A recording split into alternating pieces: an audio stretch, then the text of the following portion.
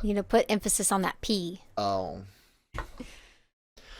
Way to go, punk. Right, like that? Yeah. Yeah, I think I had more emphasis on the unk. Oops. Oh, well. I miss when Brooklyn Nine-Nine was good.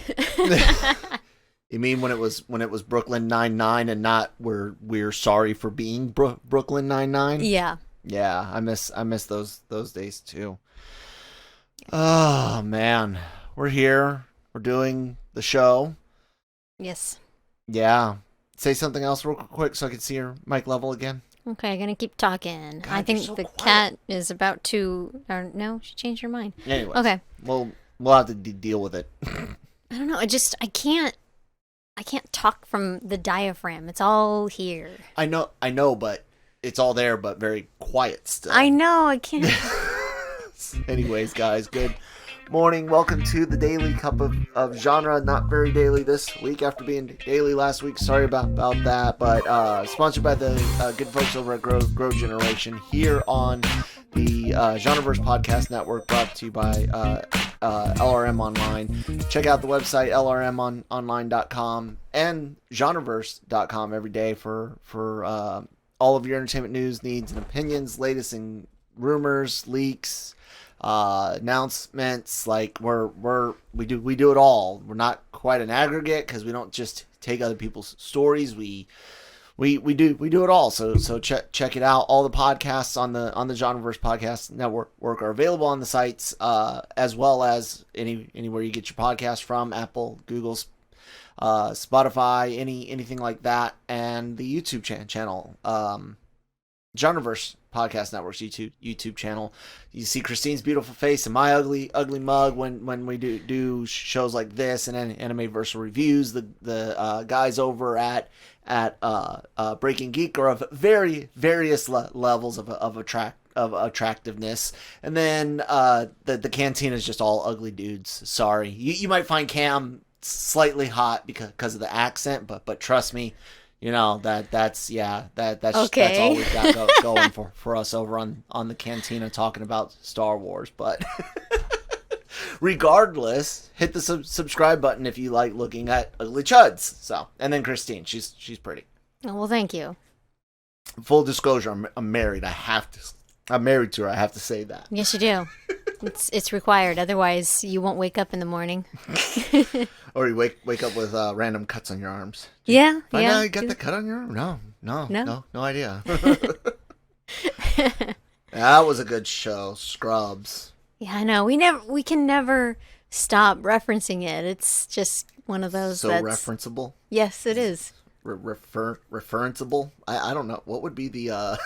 I think it would be the former. Referenceable. I don't know. It was just a legit good show. Hi, Riza, puppy. It was just a legit good show. Managed to be completely off the wall crazy. Yes. With no front butt. Come on. Yeah, front butt. with several episodes that there's not really a moral. There might be a little bit of a lesson in most episodes, but there's a lot that are just doctors and patients just going through the motions through the day, little personal things. Sometimes a story took 2 or 3 episodes, or even an entire season. Joy. Anyways, guys, sorry about that. We were talking about Scrubs and how it managed to tell good stories, sometimes just fun pointless episodes, and then lots of good heartfelt stories, and I miss the show.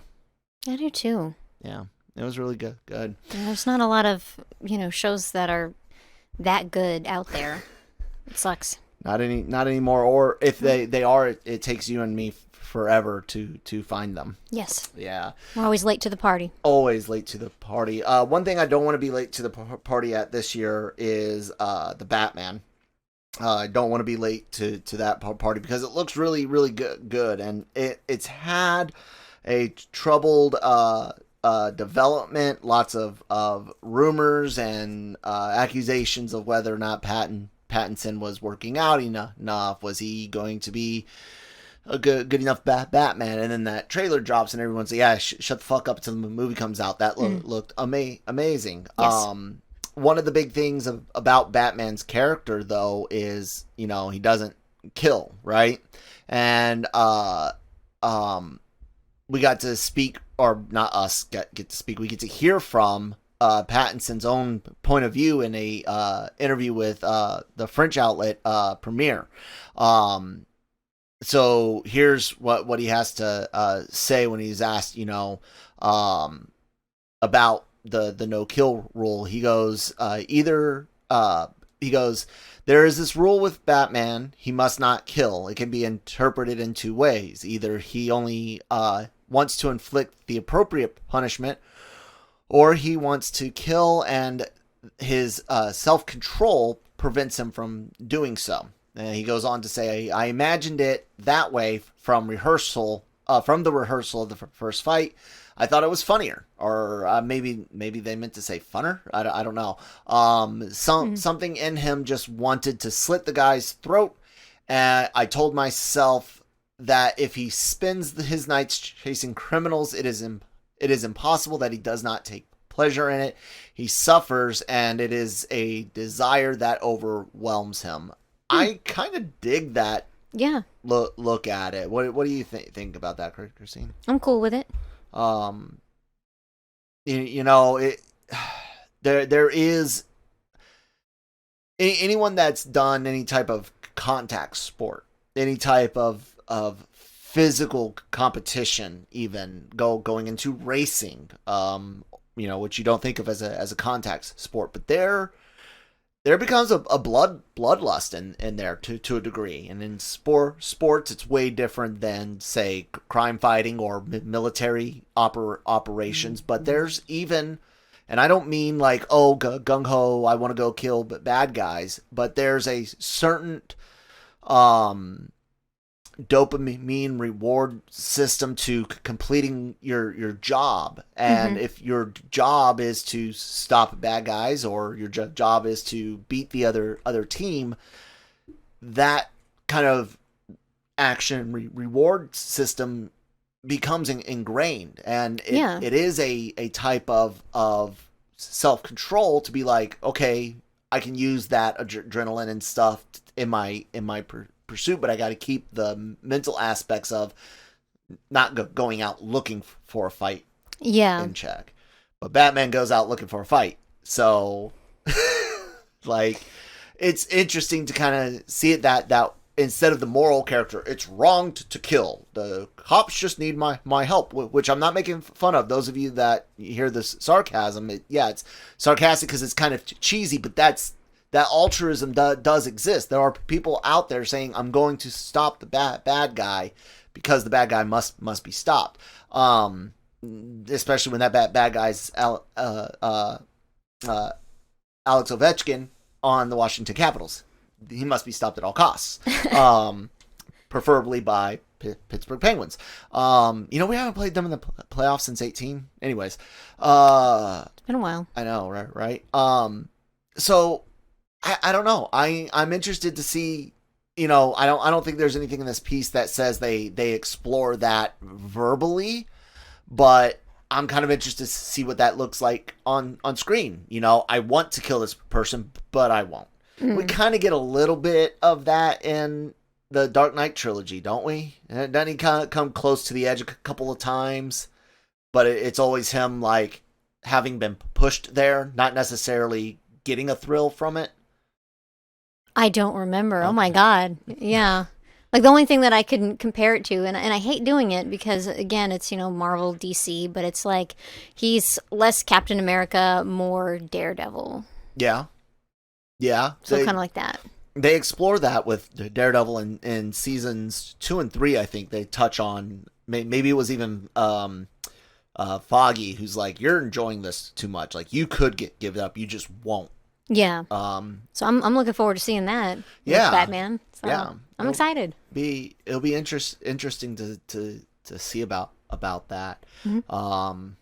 Let us know what you guys think down in the comments below about Batman, and what's what is the better reason to not kill? Is it, and I don't mean better as in morally, I mean better story wise, but better character wise? Is it to not do it because it's wrong, or is it to want to do it and just keep it in check? Yeah. Good conversation starter in my mind. Let's take a look at our next chit chat story, if you will. Okay. Spider-Man 4 rumors. Complete rumor, albeit from a source that LRM's Cam Clark and others here, but Cam wrote the article, so throwing him under the boosting him up now. Viewer Anon has pretty decent hit rate for their scoops, and this isn't really like, I know some people, oh my god, if you didn't think Miles would be coming in eventually, you're blind. You know, you kind of looking forward to it. You get his uncle, who's Prowler in Homecoming, played by Donald Glover, which I would love to see him come back as Prowler. Both with Holland, because they've had interactions before, and Miles. I would love to see that. So viewer on Twitter says, "Hey, potential spoiler alert for Spider-Man 4. Seriously, spoiler alert. But as always, take with a grain of salt. I've heard the planned goal for Spider-Man 4 is to bring Miles Morales into the MCU. Peter would meet him while shaken post No Way Home, and they'll bond over the course of the movie." Like I said, seems pretty much what people expected. Viewer on tweeted again. He said, "I'll reiterate what I said in my previous tweet. This is based on a single source. I'm not as confident in it as I am in most things I post, but I think it would be really cool." And this was pretty clear.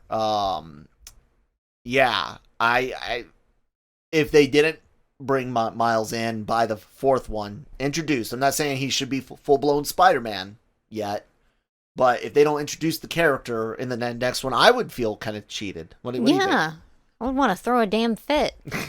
So yeah, I'm looking forward to his introduction. I can't wait to see it.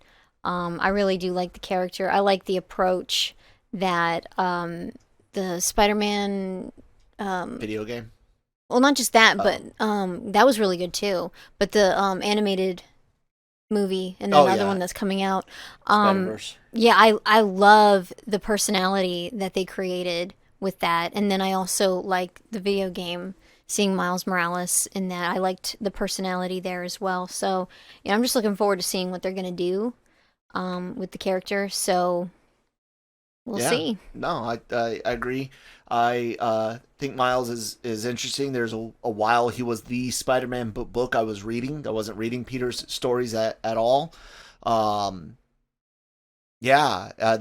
game did a really good job, and I think they should use the game's kind of blueprints to introduce Miles, which are based on some of the comic blueprints to a degree, but there's some liberties there versus what Bendis did.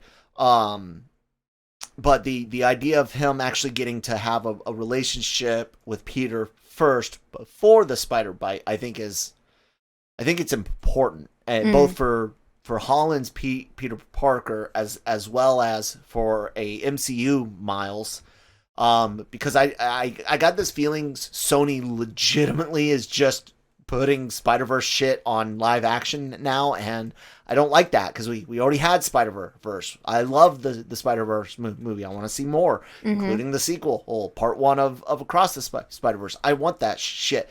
I don't need a animated and live action version of the same shit though. So I need my MCU or live action Miles to be the same character, but in a different setting. Does that make sense? You want them to be the same? Is that what you just said? Because there's a lot of words there. If for Miles live action, yeah, he needs to be Miles. I'm not saying change Miles, but he doesn't need to be part of a Spider-Verse setting. Okay. Does that make sense? Yes. Let him grow and develop with this Peter Parker. Not a whole bunch. Yeah. Agree or disagree? I agree. Are you gonna help me out here and talk some? Well, you just said it, and it's like I agree, but like what else is there to add to it? It's like, oh, that's a great idea. Kyle's right. That's the end of it. No. Yeah, let's ruin that. Yeah. I don't know. Do you have a fear of Sony just trying to do live action Spider-Verse? Do you think that's what they're doing? You see all the calls for not Holland but Garfield to come back?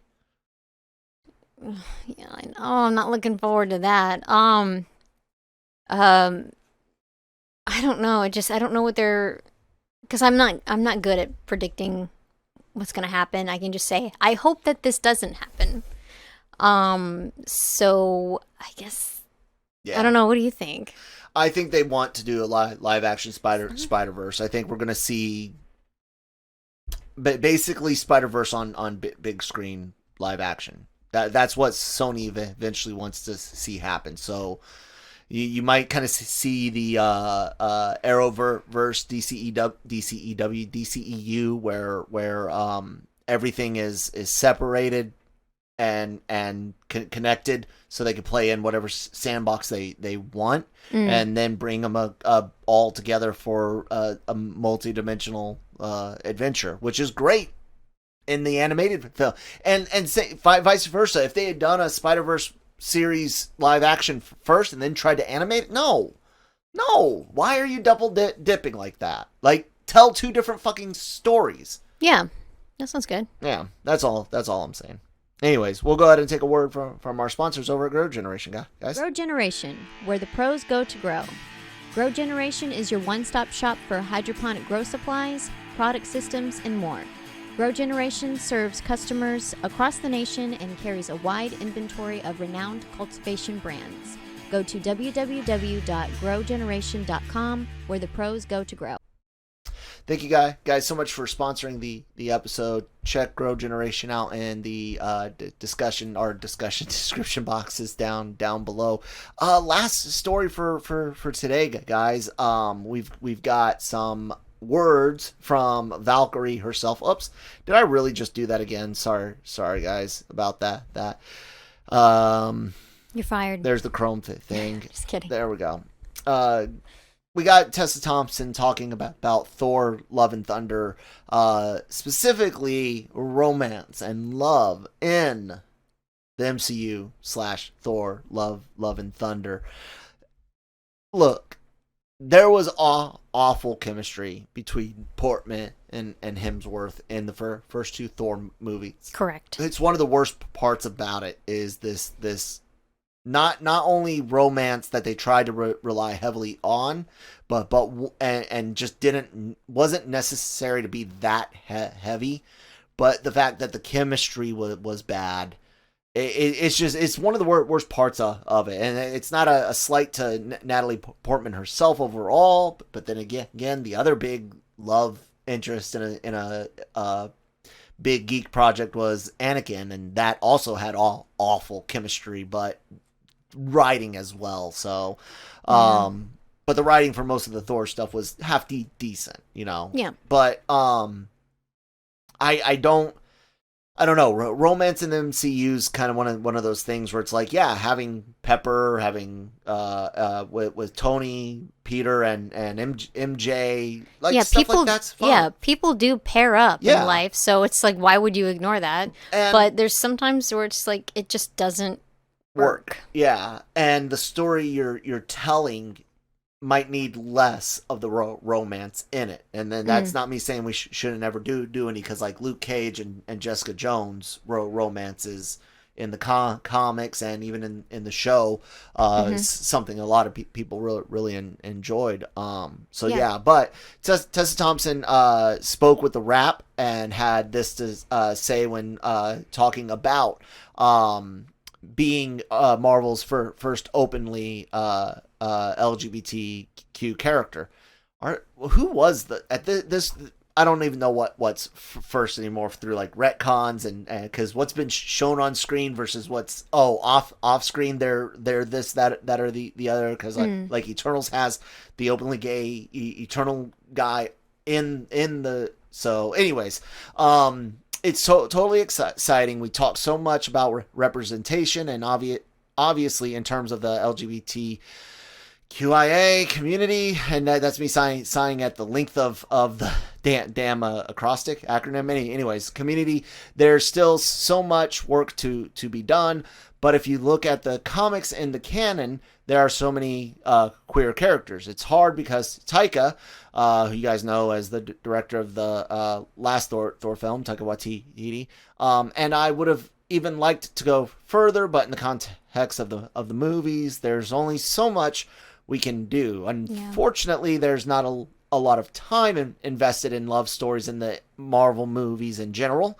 I think that will be a little different on the new Thor. She's speaking of the Thor Love and Thunder, which is exciting, and getting to play a character that historically is not written for somebody that looks like me. Valkyrie was a white character, and Thompson's a female person of color. All of that felt exciting. So there you go. I don't know why I feel like I need to explain things like I'm on CNN or something. Like everyone listening to this knows who the fuck Tessa Thompson is. So I'll try to not Barney style it for you guys too much. I apologize for that. That's what you get for watching regular news. You're like, oh, that's how you're supposed to be professional. So everything she said sounds right, for the most part, except for whether or not I want to see more love stuff. I'm not against it. How does it? You're just not land? A romantic person. I'm not. Yeah. So it's like, how does it land? Yeah. And why is it there? Mm-hmm. Story wise, are we doing something that doesn't fit the characters because we're trying to draw in an audience, whether that's part of the LGBT community or say people that are into romance movies. Either way, if it doesn't fit the characters and the story, then leave it light. Mm-hmm. Don't make it a big focus. Yeah. If it fits the characters and the stories, and you get to bring in groups that don't necessarily watch Marvel movies, be that lovelorn people or the rom-com junkie, sure, why not? So, but what if the stories between Jane and Thor again? Like, God, no. Can you see them having good chemistry on a third outing? No. So it's like, what's going to happen? I don't know, but I am interested in what they're going to do with romance in this, the whole love part of Love and Thunder. So it's, I'm curious. Just don't know what's going to happen yet. And I considering it's Taika Waititi, it's like he's not going to have this epic fail of a movie. No. He's done so much great work. So it's like, however he's going to put this love stuff in, it's going to be, I think it's going to be great. So he did. Taika did write one of the best love stories out there with What We Do in the Shadows between Naja and Laszlo. I mean, those two lovebirds, they're for the ages, man. That is true love right there. He locked her in a box and shipped her away for love. What husband doesn't dream of doing that? Ass. But yeah, like, so when do we get a trailer for this? Like, I don't even... Thor Love and Thunder, probably, I don't know, sometime here, not too far away. When is Thor's release day? I think this one's July. Thor Love and Thunder, release July. So yeah, legitimately any day now. Mm-hmm. I can't think off the top of my head what like event might be coming out or anything like that would make a good time to do it. But yeah, July, you're talking 6 months, just under 6 months away now. I could see the trailer dropping February or March easily. Yeah, considering it's Thor Love and Thunder, it'd be great to come out on Valentine's Day. You know that, Christine? That's actually a really good point. If no one's made that suggestion, give Christine Malone at Adorable Doom the credit. I think that makes sense. No, I don't know if anyone's even suggested that. I have no idea. I'm probably not the first to think it. I hope so. I hope you are the first, because that'd be cool. Anyway, so yeah, maybe we'll see it on Valentine's Day, but definitely February, March. I see the trailer. I like the Valentine's Day idea a lot. Thank you. Anyways, guys, LRMonline.com is the website. Check that out. Everything's here. The interviews from the LRM YouTube channel, the podcast from the Genreverse podcast networks, YouTube, and the podcast apps are here.